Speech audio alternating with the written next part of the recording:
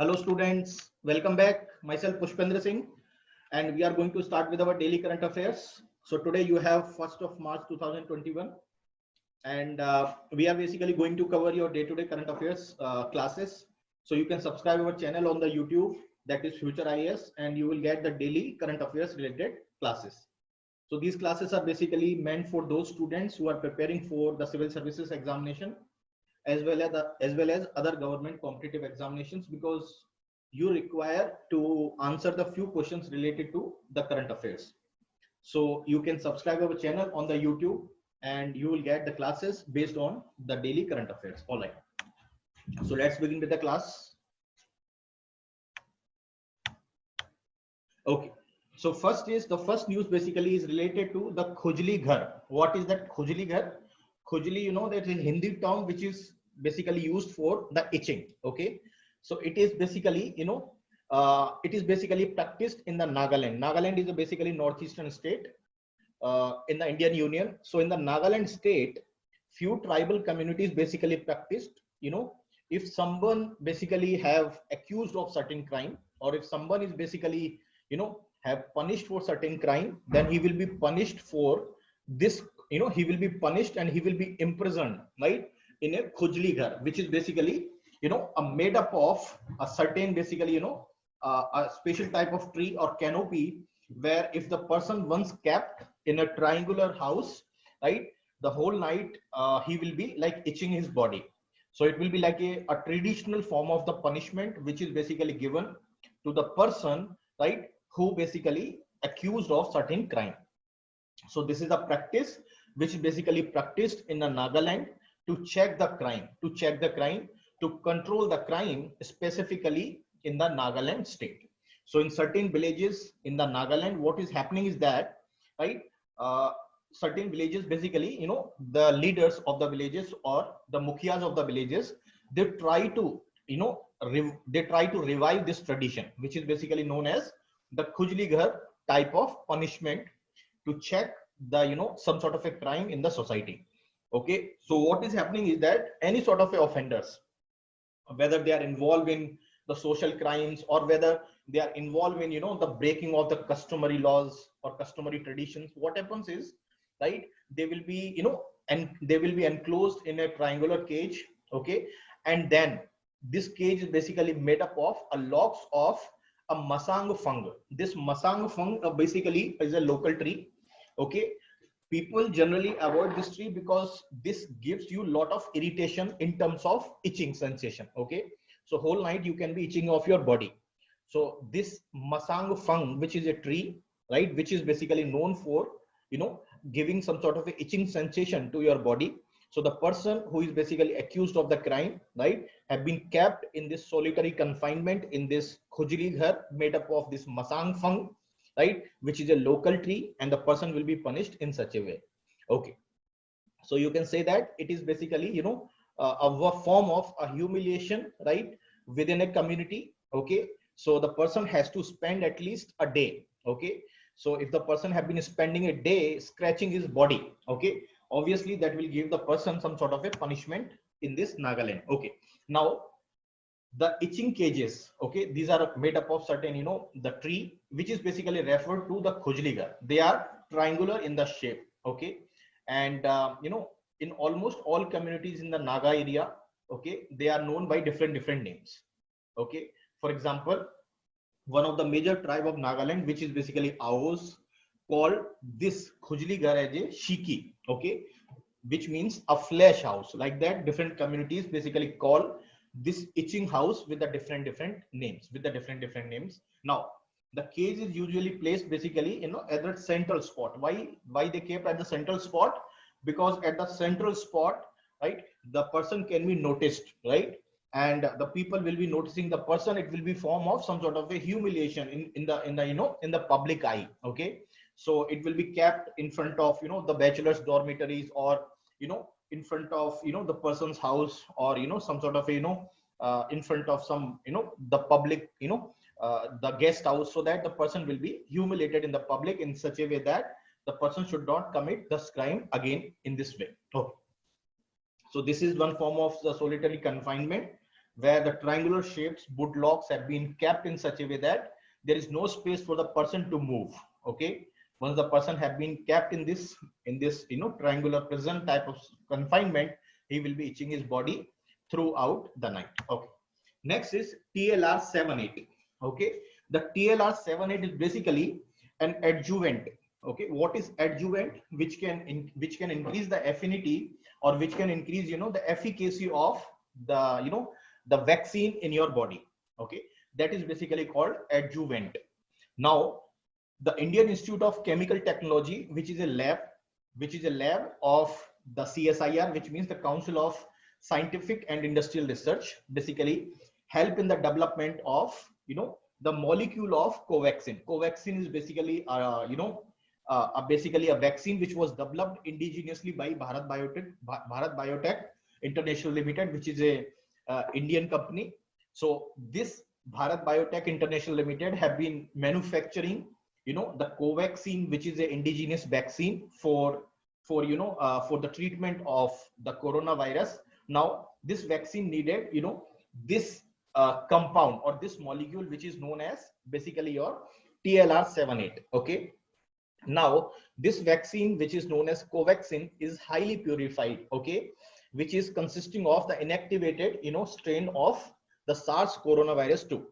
Okay, now this vaccine have been formulated or have been manufactured with the LGL IMDG, okay, which contains the TLR78, which is basically an adjuvant into basically the aluminum hydroxide gel, okay, which generate requisite type of immune response in your body, okay, without damaging the body. So it is basically help in the formulation, help in the manufacturing of the vaccine.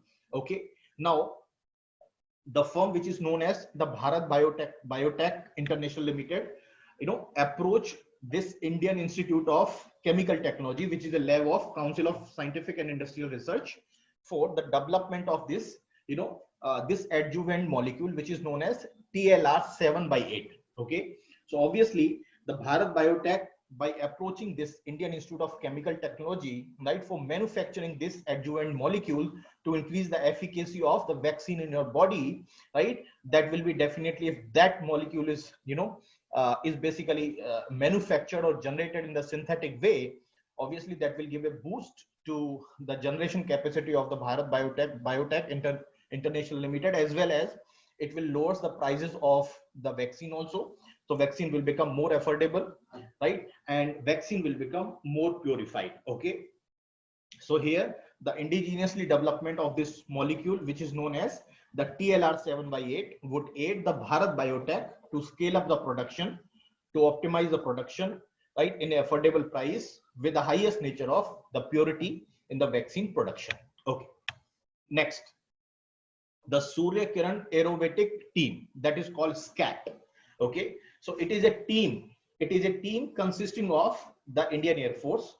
Okay, so it basically consisting of a member of the Air Force, as well as certain basically the aircrafts, so which basically conduct the aerobatic stunts. Okay, now this Surya Kiran aerobatic team would going to perform a air show in Sri Lanka, basically in the gala phase in the Colombo from March 3 to March 5, because the Colombo is going to celebrate the 70th anniversary celebrations of the Sri Lankan Air Force. Okay, so at the part of this celebrations of the Sri Lankan Air Force, right, as a part of as a part of the team, where the team will be performing certain aerobatics. Okay, the Surya Kiran aerobatics team would be performing their performance in an air show. Okay, so this will be first performance of the Surya Kiran aerobatic team outside the India. Obviously it has performed various aerobatic the stunts within India. So it was basically rejuvenated in 2015, and earlier this Surya Kiran aerobatic team also visited the Sri Lanka during the 50th anniversary of the Sri Lankan Air Force in 2001. Now it is the second time they are visiting, okay, as a part of the 17th anniversary celebrations of Sri Lankan Air Force. Okay, now this CAT team would basically have which basically known as the 52nd Squadron, or they are also known as the name called the Sharks, okay, which is basically located at Bedar. Okay, this team of the SCAT is formed in 1996. Okay, since its inception, it was integrated with the MK second aircraft. Okay, now till its 2011, it was basically again revived in 2015, and it was integrated with the Hawk trainers aircraft, initially with the four trainer aircraft. Then slowly, gradually, the fleet has increased to the 9 aircraft formation with the SCAT. Okay, now the SCAT since its inception have carried out various aerobatic stunts. For example, it has carried out 600 displays across the country, right? Even outside the India, it is going to participate now with the in the Colombo with the participation of the Sri Lankan Air Force, the anniversary celebrations, right, from the March 3 to March 5, right? Obviously, it will also represent India across the Southeast Asia, including the China also. Okay, the next is Tuni. What is Tuni?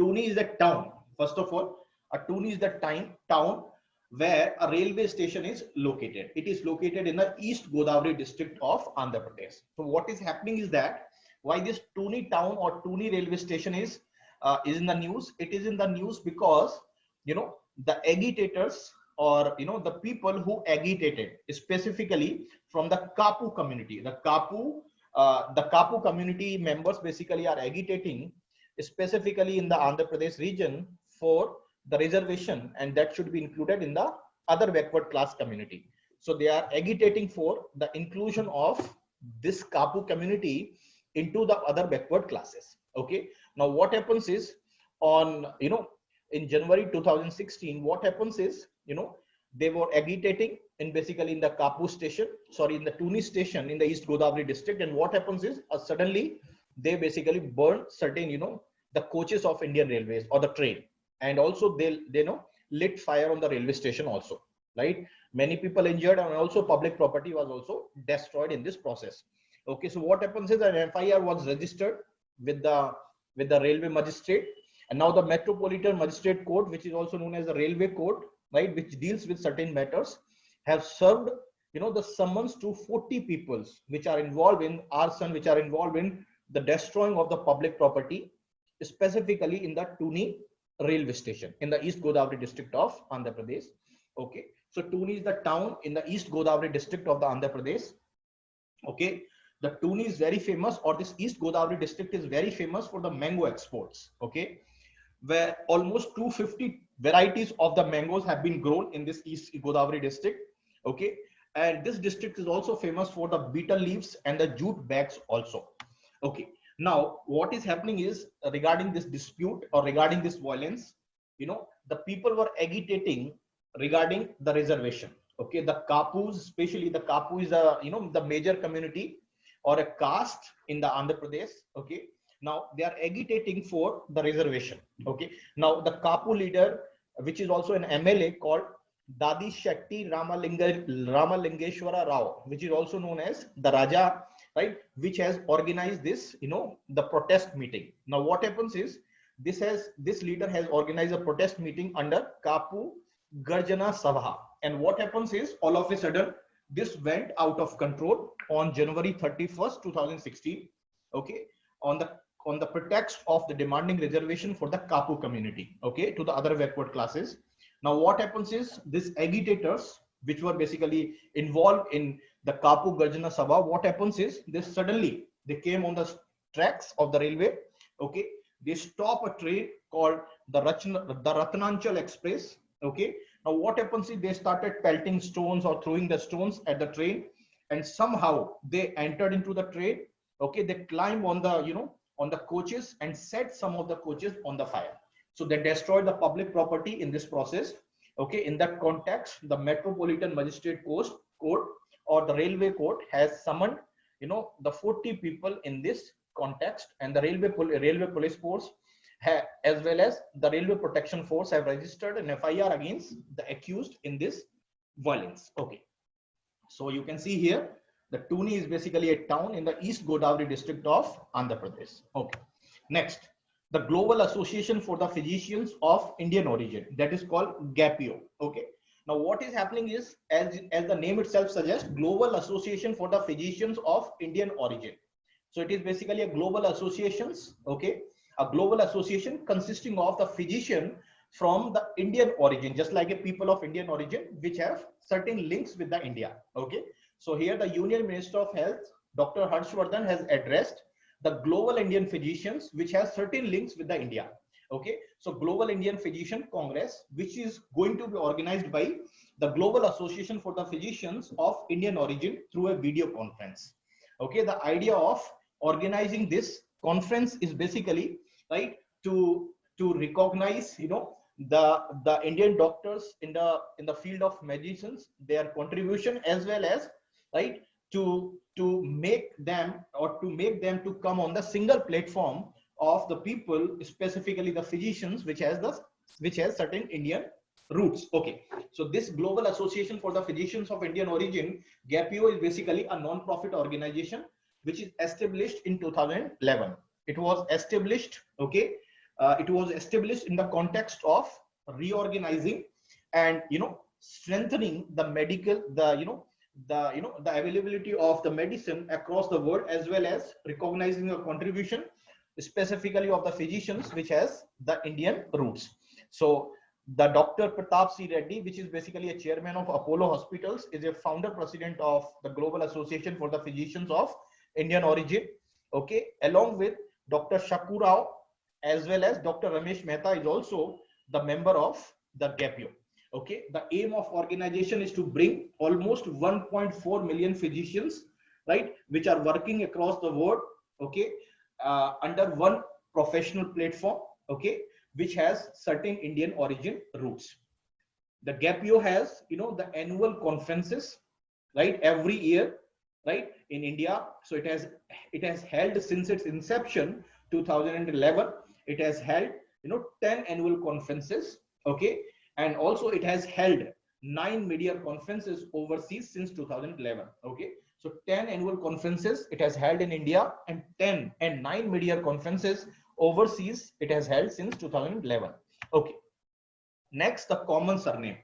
Okay, as you know that in the wherever you go, okay, you know, except some of the progressive societies like USA and some of the Western countries, even the Japan, if you take, right, the Japan also have the paternalistic society, okay, the patriotism. Okay, what happens is the surname, as you know that in the Indian context also, whenever, you know, the female got married, right, to a male, what happens is the female changed her surname to basically and adopt the surname belongs to the husband. Okay, that is the basically practice in India. So after marrying, the woman changed their surname, right, and put the surname of her husband.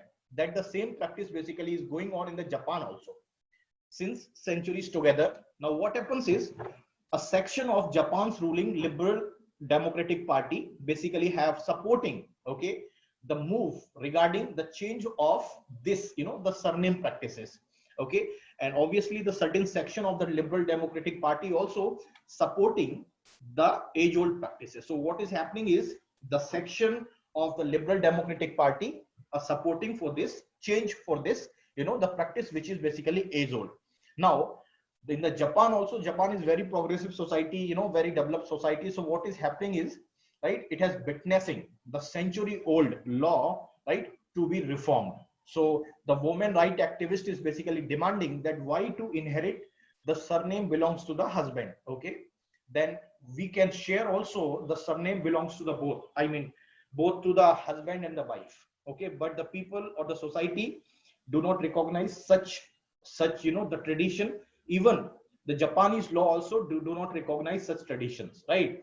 If you see the Japan's civil code, okay, the married couples are required to share the same surname. That means after they get married, they have to have the common surname. Okay, and that too, the surname should be adopted from the male line, from the husband's line. Okay, so that is basically, you know, they cannot have the different surname after getting married. If they have the different surname after getting married in the Japan, it is illegal. It is illegal. All right. Now what happens is this practice of inheriting or this practice of adopting the husband's surname was introduced in 1896 during the Meiji era, which ruled, the Japan from 1868 to 1912.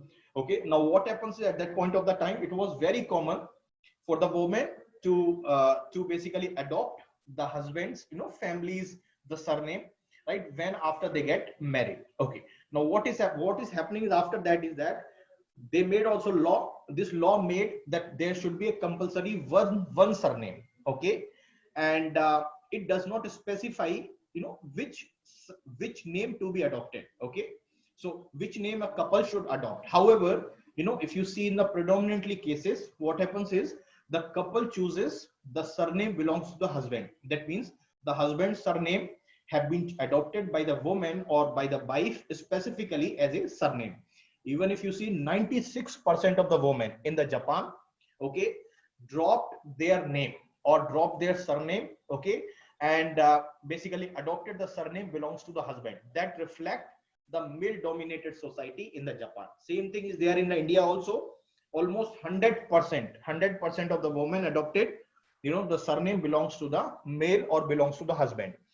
96% of the women in the Japan had adopted the male surname or the husband's surname. Okay, now the Japanese law basically prohibit, first of all, they cannot have, the two surnames and simultaneously. Okay, there should be have, a common surname. Okay, and also the Japanese, the law also prohibit that they cannot use the hyphenating, right, last surnames, like they put, the women's and the male also. No, they cannot keep like that, right? They cannot combine these two surnames into the single one. Okay, so you can see this figure. So the husbands basically, the male dominated society in the Japan, where the 96% of the females basically adopted, the surname belongs to the husband. Okay, and only 4% of the females, adopted or they retained their own surname. Okay, next, the Pixel India's Anand satellite. So the Pixel India is basically, a newly startup which is based in Bangalore, So the Pixel India, which was started in the backdrop of the government of India's policy of increasing the share of the private sector, specifically in the defense field, in the defense manufacturing under Make in India. Okay, so what happens is government of India is also promoting such startups, right? So Pixel India is one such startup which has completed the 2 years of its existence. Okay, now what happens is the Pixel India, which is a startup, right, in a defense field. Now the Pixel India has decided or has planned to send a satellite. Okay, now what happens is, but eventually the satellite was, deferred, or it was postponed to some later date.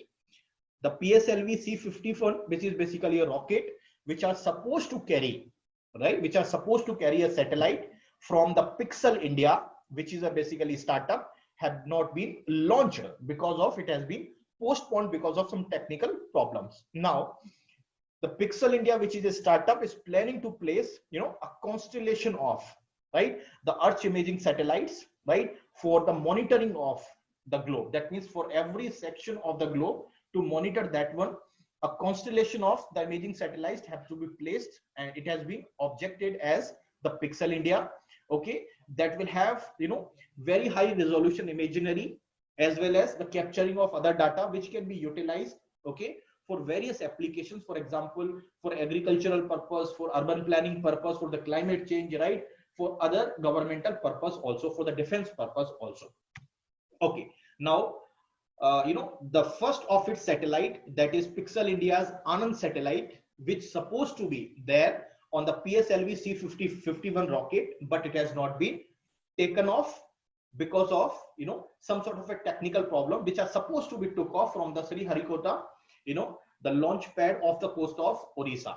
Okay, a week before, the company announced that because of some software problems or because of some technical issues, right, during testing, it has decided to postpone it, right, with the launch of this satellite. Okay, next, the lateral entry. As you know that the Modi governments, okay, go ahead with, the induction of, right, the basically secretaries at the rank of joint secretary or mid-level entry into the bureaucrats, specifically, in the civil services, okay, in the rank of joint secretary and the director, okay, have been taken place since last 2-3 years. So now the Union Public Service Commission, which is a main central recruitment agency, okay, now this has published an advertisement seeking the application for the motivated Indian nationals who want to serve the nation or who want to contribute towards the nation building, right, have been published an advertisement for the 3 posts of joint secretary and 27 posts of the director. Okay, so obviously the joint secretaries basically, they joined in the cadre of the civil services, that means IAS, directly at the level of joint secretary, and these directors basically maybe, the other central services. Okay, so the lateral entry have been started as the government of India's move, right, for the 2 purpose. First is basically to fill, the deficient manpowers, or to fill, the insufficient manpower at the middle level of the bureaucracy, and simultaneously to involve, the fresh talent, to involve the motivated and the fresh talent into the bureaucratic system, right, so that the decision making process can be speeded up. Okay, so here the lateral entry basically into the government secretariat directly, where you will have the contractual term. Contractual term means the persons who are appointed as a joint secretary or the director, they will be initially recruited for the 3 to 5 years on the contract basis. Okay, their contract may be renewed, but again they have to again reapply for that. Okay, and there is no reservation for that. That means there is no quota or no reservation for SC, STs and OBCs in this process. Now, this lateral entry was basically promoted by the Niti Aayog in its the 3-year action agenda. So Niti Aayog basically mooted this lateral entry program into, the mid-level bureaucratic system, right, in its the 3-year action agenda, as well as the sectoral group of the secretaries also mooted this, basically this support into the lateral entry program of the bureaucrats in its report. Okay, now which has recommended that the induction of the personnel specifically at the middle level and the senior management level should be done through the lateral entry program. Now the lateral entrant, which basically join the government, they would become a part of the central secretariat. Okay, and they are generally, taken those positions which are supposed to be taken by the career bureaucrats, which are filled by the UPSC through the prestigious civil services examination. Okay, that means they are basically going to take up those positions which are taken from, those career bureaucrats from the all India services like IAS and the central civil services, other central civil services examination. Okay, now this lateral recruitment, process is aiming at the 2 or the dual objective. The first objective is, right, to bring the fresh talent into the system, and as well as to augment the availability of the manpower, because there is always shortage of the manpower, specifically at the middle level of the bureaucratic system. Okay, now this objective will be fulfilled through this lateral entry, as well as obviously the career bureaucrats sometimes they become slower in the decision making. So if you induct the outsider, they may take decisions very fastly, and they may basically help the government in taking the decisions also, and they will also help in the cutting down of red tape in the department also. Okay, next, the Maritime India Summit. What is Maritime India Summit? It is basically a summit, right, which is going to be inaugurated by the Prime Minister Narendra Modi on the 2nd March by a video conferencing. Okay, the ultimate aim of Maritime India Summit is basically, right, to basically enhance, right, the global maritime sector as well as the Indian maritime, sector. So it is basically a Maritime India Summit 2021, which is organized by the Ministry of Ports, Shipping and the Waterways. Now it is not going to be conducted on the on the real platform, but it will be conducted on the on a virtual platform, right, which is virtual platform means it will be available on through the platform, which is basically on the website. You can just directly put in www.maritimeindiasummit.in. where you will get a virtual platform or a website where you can directly, check out this Maritime India Summit 2021. It will be organized from 2nd March to 4th of March 2021. Okay, so it will be organized in this date. Okay, next, the Denmark is basically a partner country, okay, for this 3-day summit, which will be organized on the virtual platform. All right, next,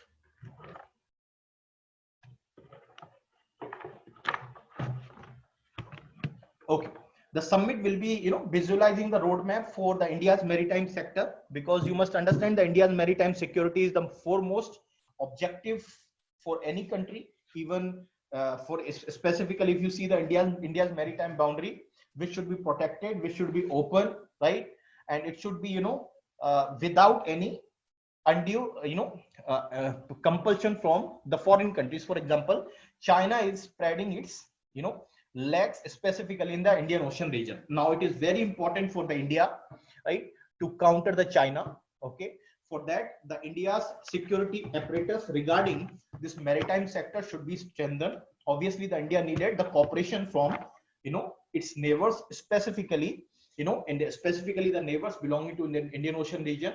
For that purpose, the India started adopting the cooperative approach and the coordinative approach, right, from the neighboring countries to counter the China's move. So it will definitely visualize a roadmap for the India's maritime sector for the next decade, and it will also propel India to the forefront of the global maritime sector.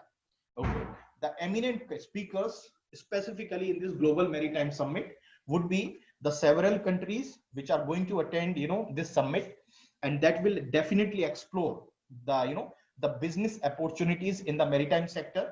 Okay, as well as it will also enhance the investment in the maritime sector also. So it will have the dual objective, the security purpose, as well as the potential business aspect also. Obviously in the Indian maritime sector, some sort of investment will definitely boost the infrastructure, and that will boost the connectivity in the Indian Ocean region also, and that will boost the India's maritime sector also. Okay, next, the center of excellence in the gaming. Okay, so this is basically a center of excellence. Okay, so government has decided to go ahead to form a center of excellence in the gaming. Okay, specifically with the collaboration of Indian Institute of Technology Bombay, that is also known as IIT Bombay.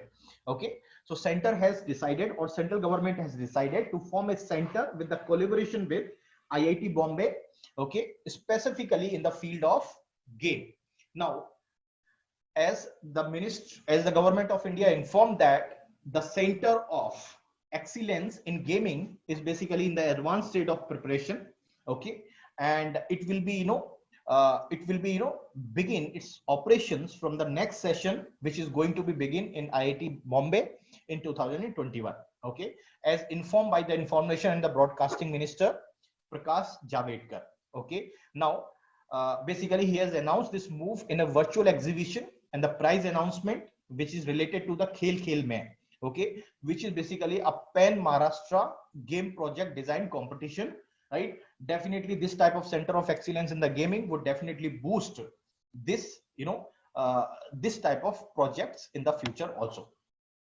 All right, so thank you very much for attending this session. We'll meet again tomorrow for our next session. Thank you very much.